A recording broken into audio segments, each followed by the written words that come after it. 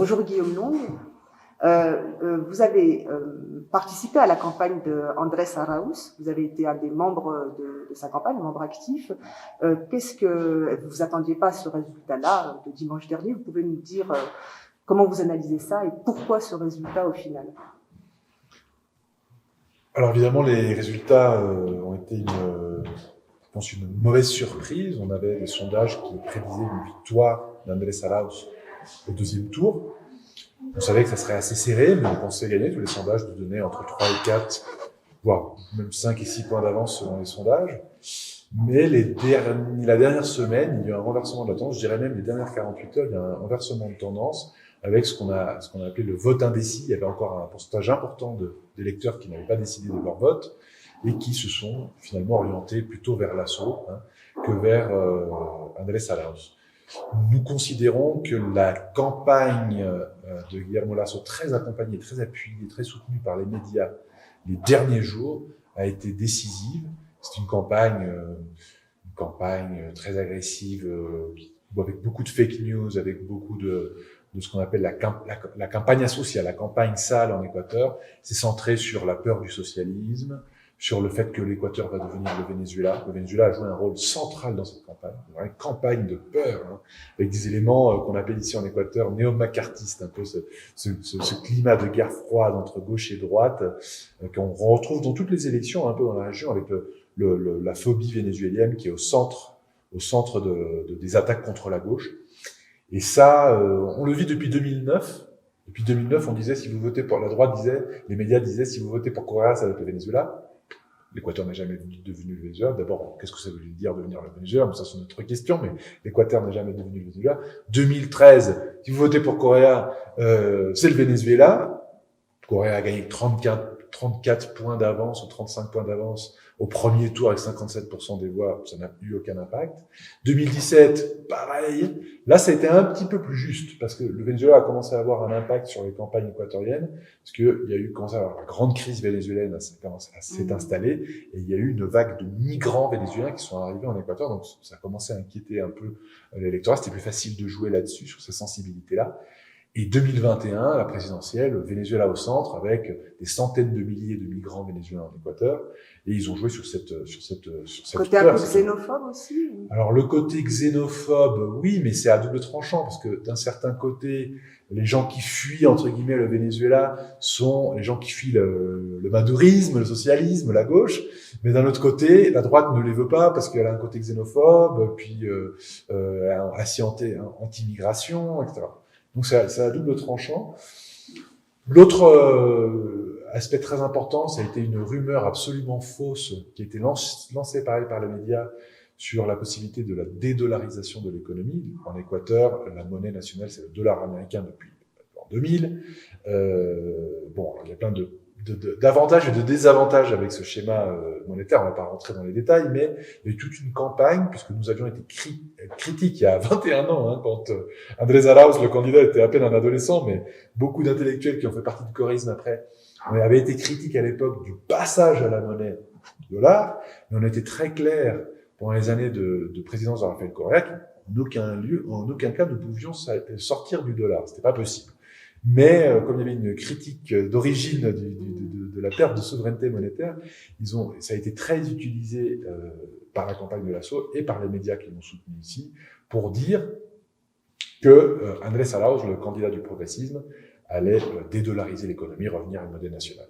Andrés Arauz répétait dans toutes ses allocutions, dans tous ses messages, qu'il n'allait pas toucher au dollar, qu'au contraire, la dollarisation s'était énormément renforcée pendant les 10 années de Rafael Correa, parce qu'elle avait été menacée, parce qu'après tout, les fuites de dollars vers les paradis fiscaux, qui ont été une tendance macroéconomique très importante en Équateur, au contraire, affaiblissait ce schéma monétaire, cette situation monétaire, et qu'il fallait justement garder les dollars dans l'économie, donc que cette flexibilisation financière, de donner une voie libre à la spéculation financière, ce que proposait justement Lasso, au contraire, menaçait la dollarisation beaucoup plus que notre programme. Mais tout ça était inaudible. Tout ça était inaudible parce que fondamentalement, les médias ont joué un rôle d'appuyer la campagne de Lasso.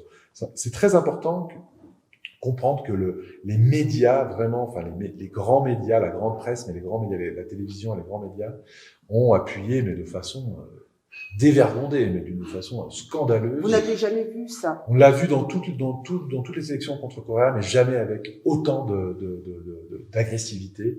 C'est la première fois que je vois des médias qui n'essayaient même pas de montrer un semblant d'impartialité, de neutralité, d'objectivité. Ça a été très agressif. Et est-ce que vous diriez que Andrés Arauz a non seulement affronté le candidat Lasso, mais aussi le candidat Yacu Pérez? Est-ce que le rôle de Yacu Pérez dans ce second tour a été important?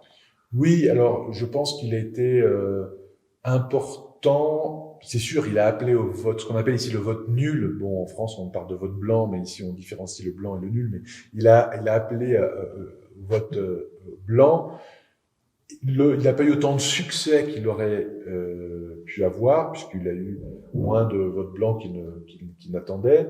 Mais il a quand même fait une campagne fondamentalement anti-Arauz. C'est-à-dire que son vote blanc n'était pas seulement un vote blanc ni-ni, c'était vraiment un vote blanc anti-coréiste fondamentalement. Je pense que ça a eu un impact. Oui, je pense que Yacu Pérez est un des grands responsables de la victoire de Lasso, ça j'en suis convaincu. Malgré son image, l'image qu'il peut avoir en Europe d'être un progressiste, écologiste, etc. Ici, c'est pas l'image qu'il a. Ah oui, mais en Europe, il y a aucune compréhension de ce phénomène. C'est un candidat indigéniste de droite, néolibéral, qui tout son programme économique était sur la flexibilisation justement de dérégulation financière. À l'intérieur du mouvement indigène, il était critiqué par la gauche indigéniste. Et il a même réussi à s'imposer comme candidat à l'encontre des processus participatifs qui ne l'auraient pas nommé lui à la tête disons de la présidentielle. Yacu Pérez a vraiment fait énormément de tort au mouvement indigéniste et à la gauche. C'est clairement un candidat de la droite équatorienne. Il faut bien comprendre qu'il y a des indigènes de gauche, de droite, comme il y a des métis de gauche et de droite, comme il y a des êtres humains de gauche et de droite. Yacu Pérez est un indigène de droite, c'est clair. Alors après, il y a toute une romantisation, une fétichisation du personnage, parce qu'il y a une sorte de fétichisation du monde indigène en Europe, puis aussi un manque de connaissance de la réalité équatorienne. Mais les analystes sérieux, je pense, comprennent que Yacu Pérez a fait une campagne de droite et finalement, avec son appel au vote blanc, a énormément bénéficié Guillermo Lasso. Est-ce que vous diriez, vous, que le courant coréiste, qui est un courant qui existe toujours et qui pèse encore énormément dans la société équatorienne, c'est un courant qui peut vivre sans la candidature de Rafael Correa? Je crois qu'on vient de le démontrer. C'est-à-dire qu'on a eu une absence quand même de Correa du territoire national, une image de l'ancien président qui était censurée dans la campagne. Il y a une interdiction, c'est quand même assez incroyable, au premier tour des images de Correa à la télé, mais aussi la voix à la radio. Donc quand même, ils ont tout fait pour éliminer Correa de cette élection. Et il y a quand même eu un mouvement coréiste qui a réussi à avoir le plus grand nombre de députés à l'Assemblée nationale, qui a réussi à arriver au deuxième tour et à avoir presque la moitié des voix. Et puis il faut pas oublier, il y a un vote dur coréiste du premier tour de 33%. Alors c'est vrai que ça, c'est le vote vraiment dur idéologique de Correa, c'est quand même un vote significatif, 13 points d'écart avec le deuxième, Guillermo Lasso, qui arrive en deuxième place du premier tour. Mais au deuxième tour, il y a quand même une augmentation de ce vote, alors que Correa était évidemment complètement absent du deuxième tour, puisque finalement, au deuxième tour, ce qu'il fallait faire, c'était essayer de créer une alliance beaucoup plus large. C'était plus le vote dur de Correa, il fallait au-delà du coréisme. Et donc, il a été complètement absent du deuxième tour Correa. Donc oui, je pense que Andrés Arauz, en tant que candidat à la présidence, a établi son propre leadership. Il est devenu une référence. Il est probablement aujourd'hui la tête de l'opposition au futur gouvernement de Lasso. Le soir du résultat du deuxième tour, donc, et de la défaite, vous avez très vite reconnu la victoire de Lasso. Et c'est assez particulier parce que l'ambiance générale de la journée électorale, c'était la présence de camions militaires, une présence policière très forte dans la ville de Quito. On avait l'impression qu'on se préparait plutôt à autre chose que une annonce de résultats calme. Qu'est-ce qui s'est passé? Comment vous décidez de reconnaître la défaite? Je pense que c'était un acte de grande maturité, de responsabilité politique, de maturité démocratique. Et on a vu qu'on ne gagnait pas les élections, on avait notre propre système de comptage rapide des voix, on a quand même une énorme capacité politique dans le territoire, dans les différents espaces locaux de la géographie équatorienne.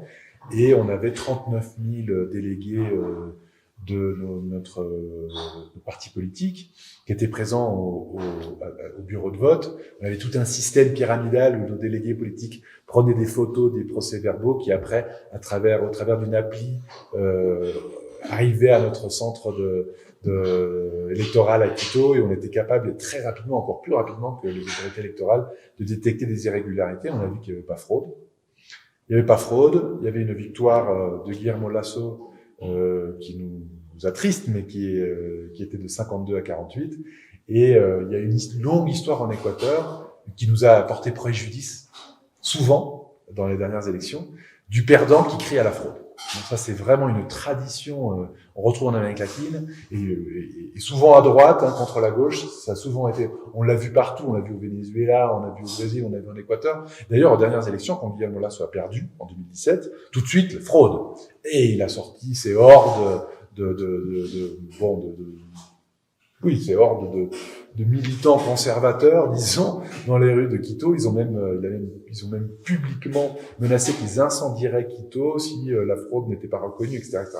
Donc nous, face à cette irresponsabilité civique, démocratique, de citoyens respectueux de la démocratie et du suffrage universel, on voulait absolument envoyer un message à la population que nous sommes des démocrates, que nous reconnaissons les résultats. C'est la première fois qu'on reconnaît, que l'opposition reconnaît des résultats depuis très longtemps en Équateur, qu'il n'y avait pas fraude, que le Conseil national électoral avait, grosso modo, bien tenu ses élections. Alors, il y a toujours des petites irrégularités, des problèmes, il y a des faiblesses institutionnelles, mais il n'y avait pas une manipulation systémique des résultats et de la volonté populaire.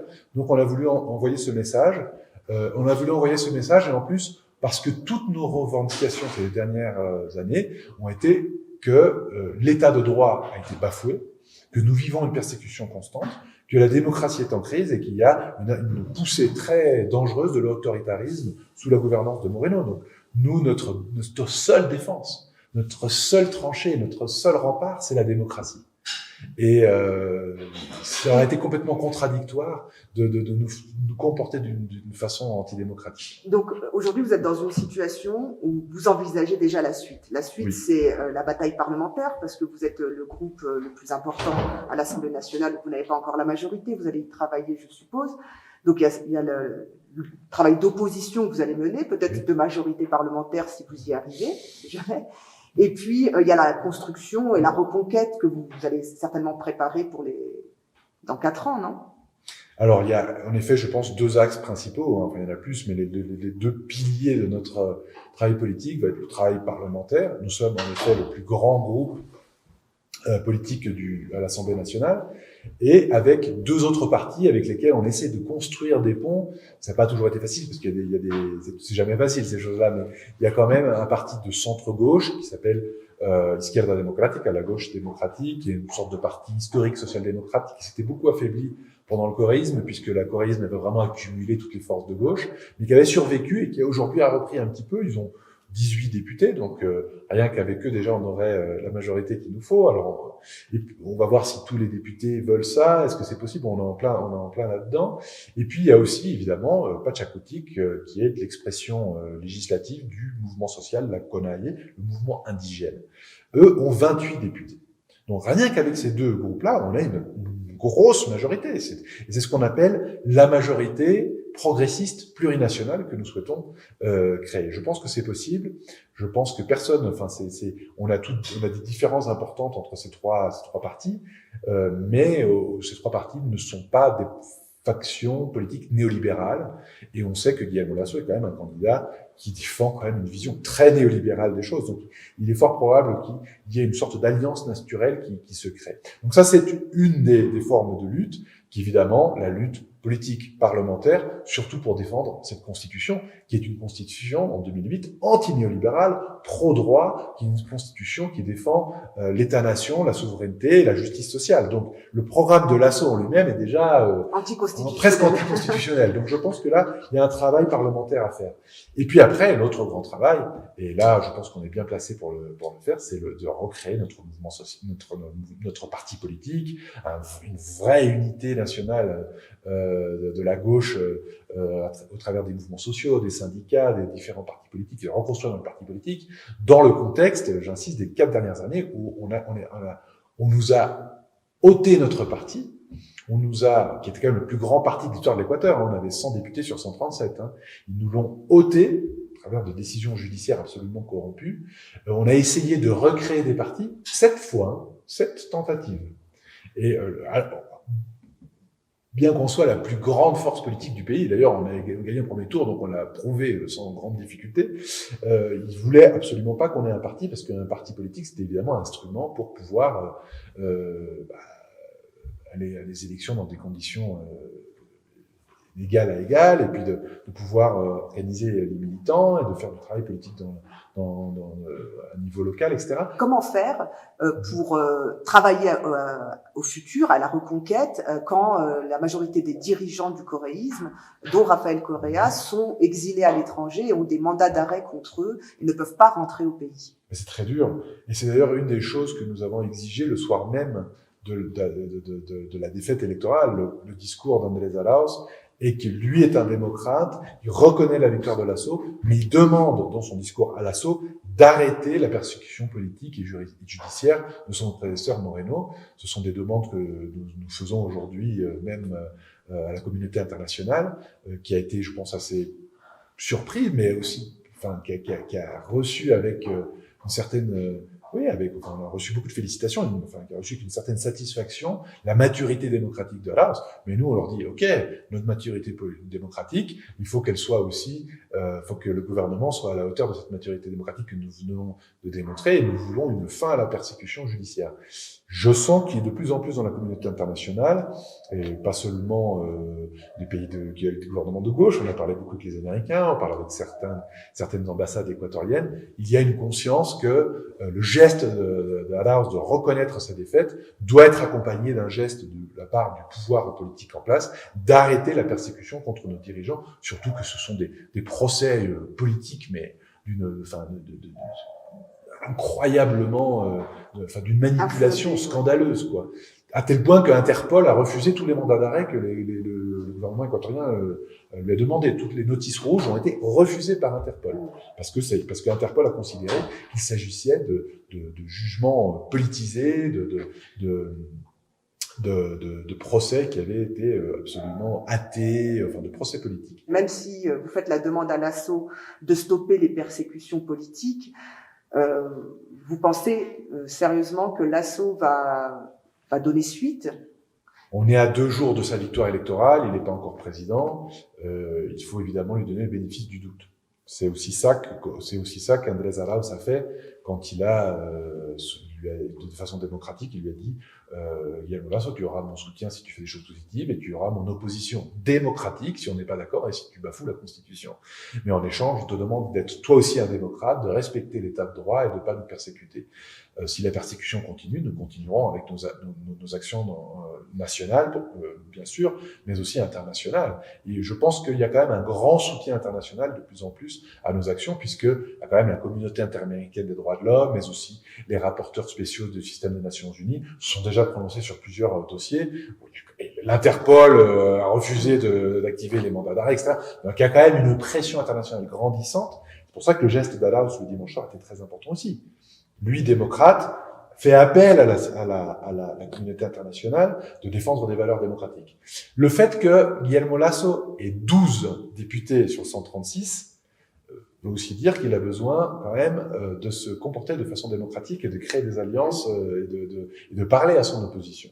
Nous avons 50 députés, il en a 12. Donc, ce n'est pas une menace, mais c'est un constat qu'il n'est pas dans une situation de force en ce qui concerne l'équilibre législatif et son alliance avec le pouvoir exécutif. Alors c'est la dernière question. Est-ce que le résultat, finalement, même s'il est, il est décevant évidemment pour vous, mais est-ce que ce résultat va quand même, et ces réactions de Arauz, etc., vont quand même avoir un impact positif sur la région? Ce qu'on appelle la région, c'est l'Amérique latine ou en tout cas l'Amérique du Sud. Je pense qu'en général, c'est une grosse déception pour la région. On voyait depuis plusieurs années un retour en force des gouvernements de gauche dans la région. Il y a eu cette grande vague de gauche pendant la première décennie et demie du XXIe siècle. Hein. Ça dépend comment on les comptabilise, mais grosso modo 13 ou 14 gouvernements de gauche dans la région entre 2000 et 2015. Et puis tout d'un coup, une gauche qui est un peu, qui a une certaine fatigue politique, une gauche qui s'essouffle, un déclin aussi dans les termes internationaux des échanges pour l'Amérique latine, avec les matières premières, les prix de matières premières qui s'effondrent à partir de novembre 2014, qui ont fait énormément de tort à la gauche. Et donc, la droite qui arrive avec un programme d'alternance. Après tout, c'était légitime. La gauche avait gouverné pendant quelques temps. La droite arrive, parfois démocratiquement, comme en Argentine, parfois au travers, de façon beaucoup plus dramatique, de coups d'État que nous avons dénoncés. Mais la droite revient un peu au pouvoir, il y a une vague de droite. Mais cette vague de droite s'est très rapidement essoufflée, puisqu'on est en 2021 et elle est arrivée, selon les pays, entre 2015 et 2016, en Équateur 2017, parce que cette droite n'a pas appris les leçons du passé. Au lieu de construire sur la social-démocratie, l'état de droit et un peu l'état-providence qu'on avait commencé à construire en Amérique latine, elle décide, cette droite, de revenir à un néolibéralisme pur et dur, à une austérité pure et dure, et au programme d'ajustement structurel agressif, avec le retour en force du FMI, une alliance exclusive avec Donald Trump, même pas avec les États-Unis de Donald Trump, avec une agressivité, une droite radicalisée, idéologique, qui nous a tous pris de court. On pensait que la droite avait quand même à apprendre un peu les erreurs et pas retourner. Elle était très revancharde. Elle était revancharde, elle était dans la prémodernité, elle était dans l'état féodal, toutes ces choses qu'on pensait qu'on allait avoir une droite plus républicaine, plus moderne. On n'allait pas être d'accord sur tout, mais ça allait être quand même un jeu plus démocratique. On allait quand même consolider des États-nations et des institutions plus fortes. Il s'est pas du tout produit ça. On est une droite revancharde et ça a pas été bien pris par les citoyens. Donc on voit, les citoyens avaient peut-être voté pour de l'alternance, ils en avaient marre de voir les mêmes dirigeants, mais ils voulaient pas un retour pur et dur au néolibéralisme. Et donc on voit les grandes manifestations, les grands mouvements de protestation de l'année 2019, avant la pandémie, les plus grandes manifestations de l'histoire contemporaine de l'Équateur, en octobre 2019, quelque chose jamais vu.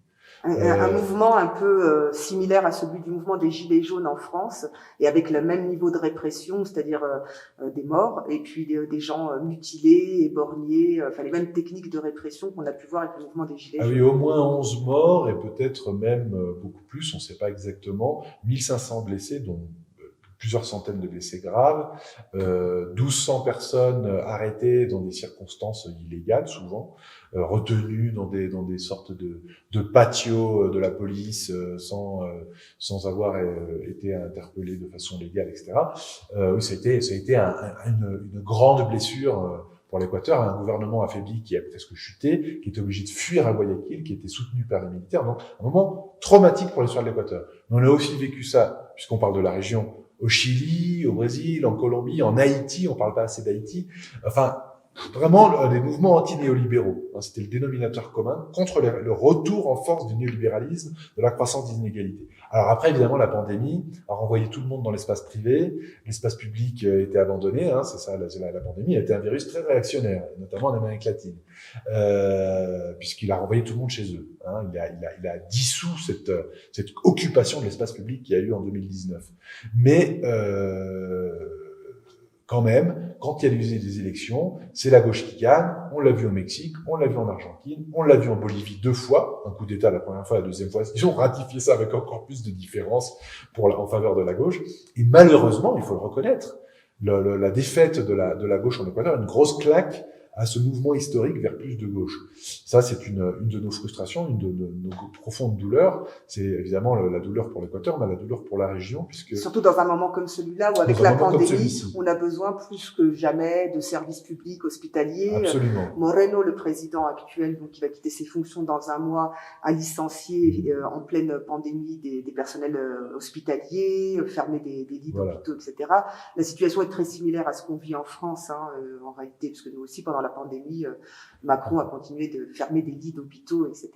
Donc on vit un peu les mêmes situations. Est-ce que, à ton avis, l'Équateur met un terme à la vague progressiste, humaniste de gauche? Non, je crois pas. Je pense que la manière dont le post-coréisme ou l'anticoréisme a été travaillé en Équateur a été très sophistiqué.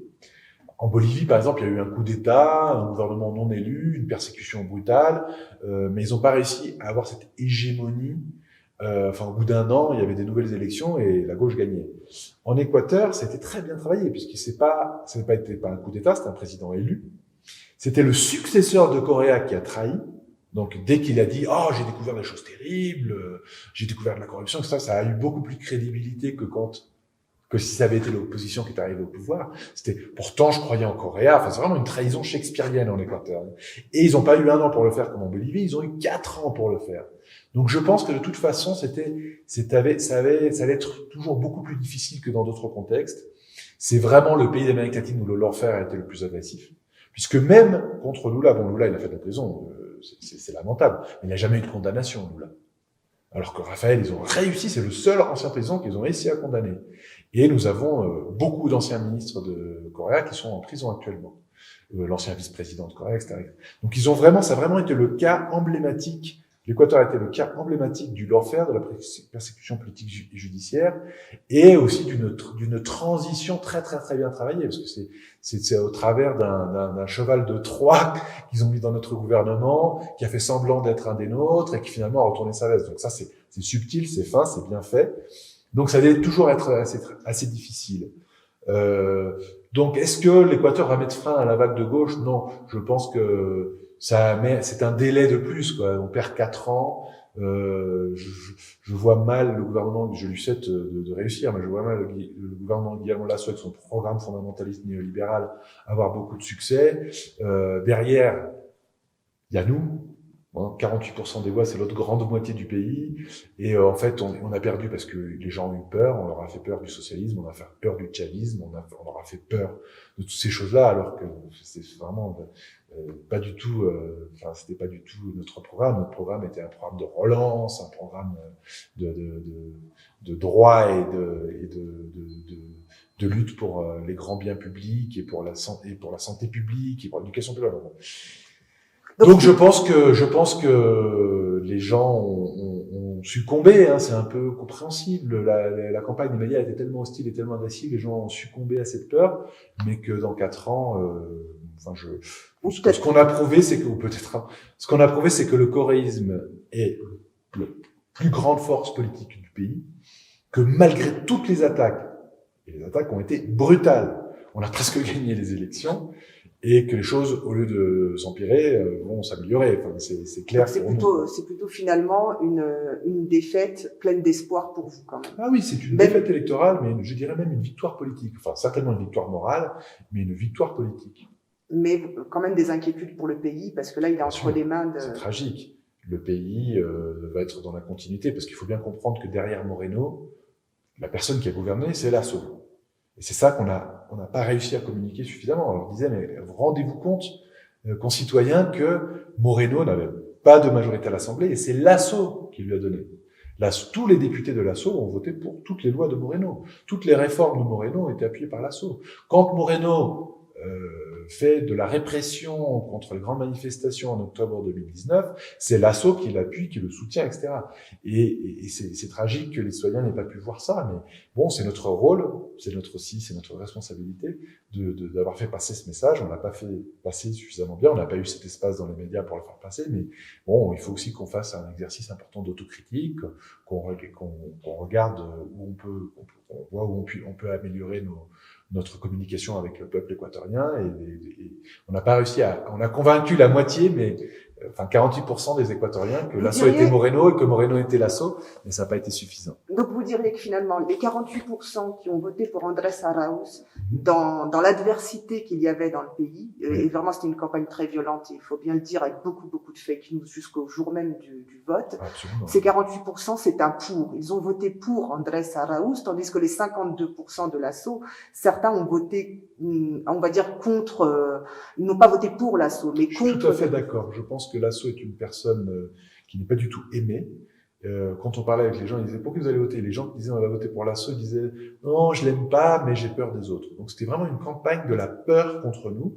Mais Lasso est pas du tout une personne populaire, il n'est pas aimé. Il a eu 19% au premier tour. Donc c'était vraiment un vote, un vote contre nous qui était mobilisé par les médias, mais pas pour Lasso. Les grands médias ont joué un rôle néfaste pour la démocratie équatorienne. Et là, il faut qu'il y ait vraiment un travail, il faut vraiment qu'on problématise. On peut pas, si on veut de la démocratie en Amérique latine, il faut des médias qui changent leur rôle, qui soient des médias. Alors bien sûr, il peut y avoir évidemment une ligne éditoriale. Bon, on comprend bien les médias. Enfin, l'impartialité absolue n'existe pas, l'objectivité absolue n'existe pas. Mais d'avoir joué un rôle aussi militant, avec vraiment des propos haineux de la part des journalistes. C'est problématique pour la démocratie. C'est des médias encore prémodernes qui sont dans cette logique des élites. Le grand problème de l'Amérique latine aujourd'hui, c'est que les élites latino-américaines préfèrent l'inégalité à la prospérité. Ils préfèrent leur rôle relatif dans la société face au reste que sortir du sous-développement.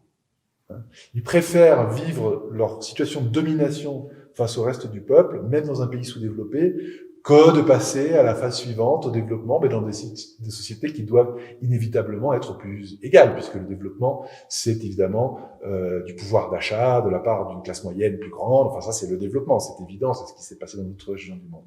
Et les classes, les élites, les classes dominantes latino-américaines ont une phobie de l'égalité, ont une phobie de sortir de cet état plantation, de cet état Alors quand vous nous parlez comme ça, on ne peut pas s'empêcher de se dire que c'est ce qu'on vit en France et en Europe, donc quasiment tous les pays d'Europe. Alors c'est vrai que maintenant de ramener une spécificité latino-américaine, c'est presque dépassé en fait, c'est presque faux. Aujourd'hui dans les pays européens, on vit exactement ça.